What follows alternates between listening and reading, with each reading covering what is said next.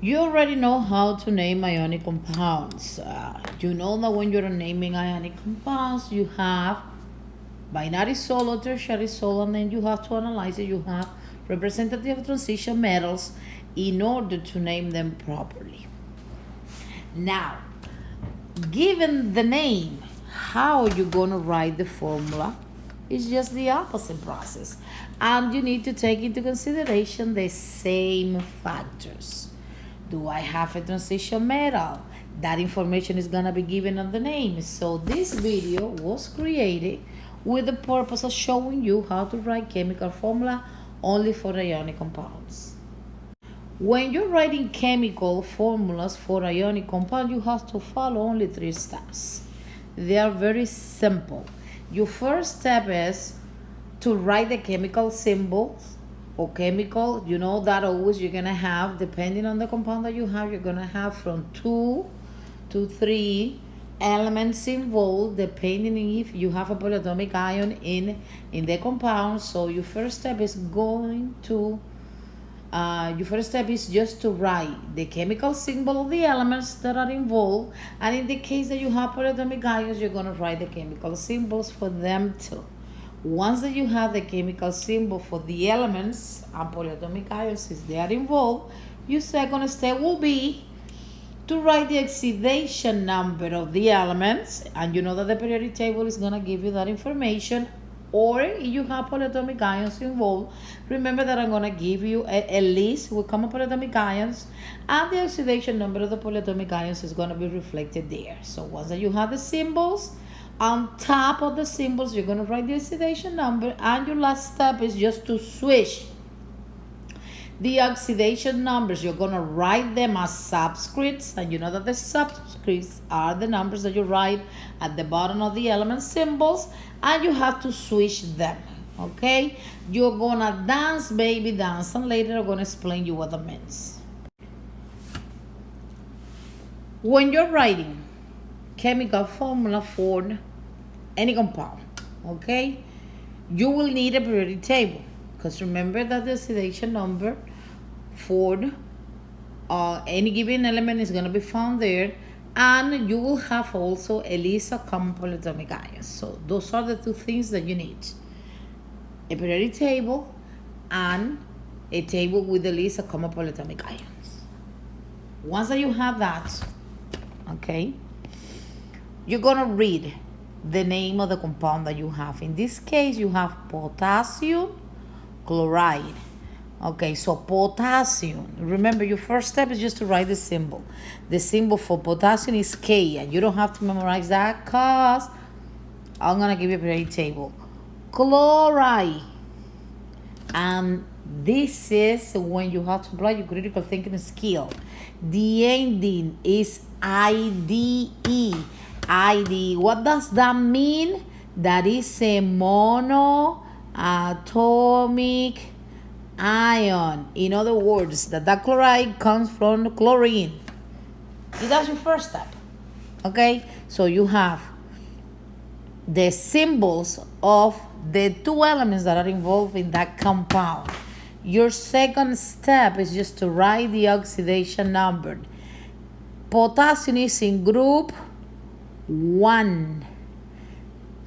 Group 1 is a metal, so the tendency of the metal is just to lose electrons. Since potassium is in group 1, it is going to lose 1 electron. Oxidation number +1. Chlorine is in group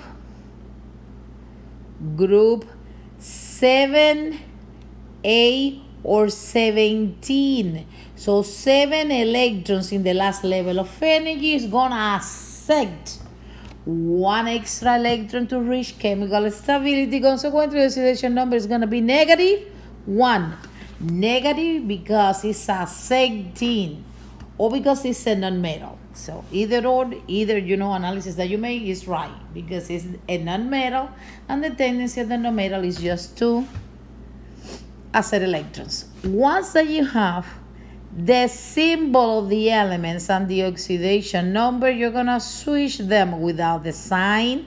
You're gonna dance, baby, dance. Dance, baby, dance. you're gonna switch them, and in this case, since both of them they are one, you don't have to put that over there. And this is the formula for potassium chloride. Another example so you can see the difference. I'm going to use the same metal, potassium, but in this case,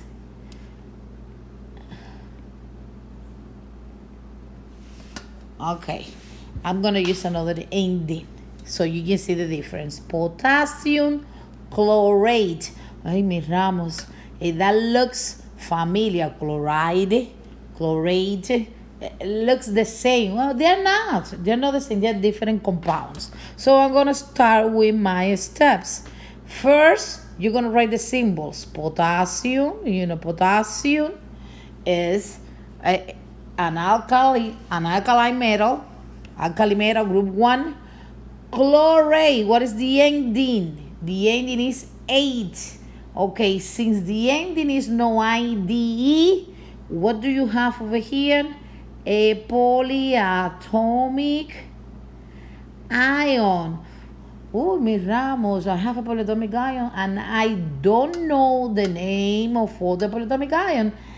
Guess what? That's why you have a table. So you are going to your table and you're gonna find the chemical formula that is related to chlorate, and you will find that the chemical formula is CO3.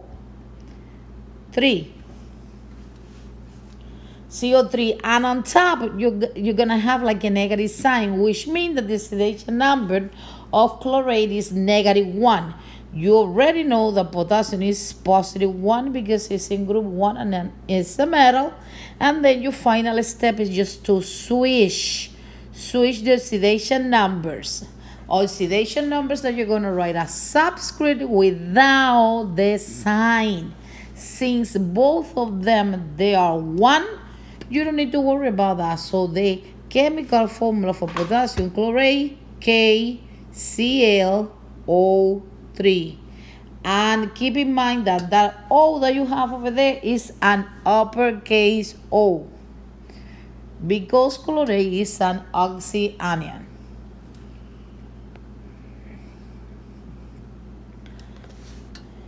Example. And this is one of the topics that you have to practice a lot, because the more you practice, the better you get at this. Okay. Aluminum carbide. First step, okay, write the symbols. Aluminum. Okay, carbide ending IDE, monoatomic ion. It comes from carbon, and the symbol for carbon is C.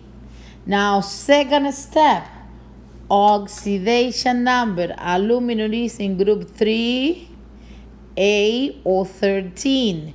Since it is a metal, the tendency is to lose electron. And when you're losing electron, you have more protons than electrons, so you become a positive ion. +3. Carbide is in group 4A or 14. Non-metal is in the middle. See, because you know that 40 half of 8.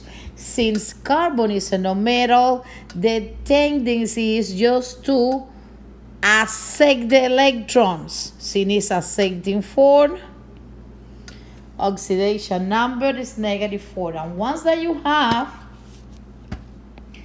the symbols and the oxidation numbers, you dance, baby, you dance. Remember that you don't have to write the sign when you are writing the numbers as subscripts in there. So the chemical formula for aluminum carbide, 4C3. Okay, I'm gonna continue. Okay, Example 4. Iron sulfate. Oh my God, Miss Ramos, what is this? Same thing. Iron symbol. Sulfate ending is IDE. Is the ending IDE? The answer is no. So it's a polyatomic ion. So you have to look on your list. Sulfate SO4. And when you look at the top, the oxidation number is -2 or 2 negative. Iron, since iron is a transition metal, the information is there. Oxidation number +2. Once that you have the symbols and the oxidation number, the next step is just to dance, baby, dance. Okay, since the oxidation number of iron is bigger than 1, and you have a polyatomic ion, when you are writing the chemical formula, you're gonna open a parenthesis because the 2 from the iron is affecting the entire polyatomic ion. Now we have a problem here. 2 and 2. You know that elements, they combine, or substance, they combine in the smallest ratios, and you have 2 and 2. You can simplify, and this is the chemical formula for iron 2 sulfate. It's not that complicated. Example, okay, 5.